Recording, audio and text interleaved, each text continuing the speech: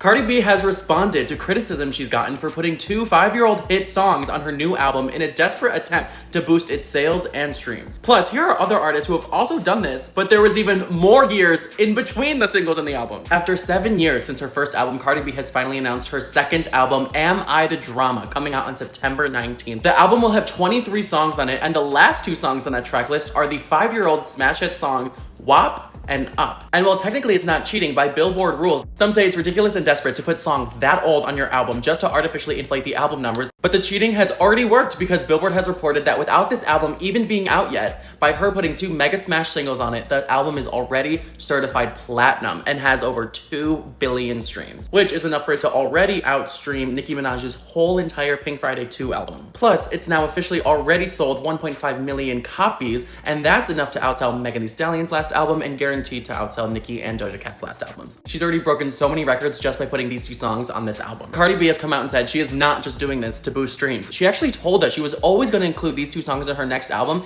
in 2022. And back then, she responded to some haters on Twitter who said that was cheating and said, first of all, my debut album didn't have any artificial inflation or older singles on it, and it still performed incredibly. And she said, quote, fuck you talking about, wash your tongue correctly before you start talking about who needs streams in this bitch. And then she called out other artists for doing the same exact thing. She said, why haven't you said anything about other artists who recently put songs from before the pandemic on their album? Or artists who have to put other people's songs on their albums to boost sales. She ended by saying she simply wants two of her biggest songs to have an album to call home. Now, artists she's calling out definitely include Nicki Minaj when she added Fifi, the song that she was just featured on from 6ix9ine, on the deluxe edition of her Queen album because it wasn't doing that well. And just this year, Selena Gomez and Benny Blanco literally put a 6-year-old song, I Can't Get Enough, on their new album because it had a good amount of streams and they probably knew the album wasn't going to perform that well. SZA has put a 4-year-old song called Joni on her Lana album. Travis Scott has put 3-year-old singles on his album Utopia. So let me know if you think what Cardi B is doing is wrong, and make sure to follow on all apps in case of a ban, because in Patty we trust.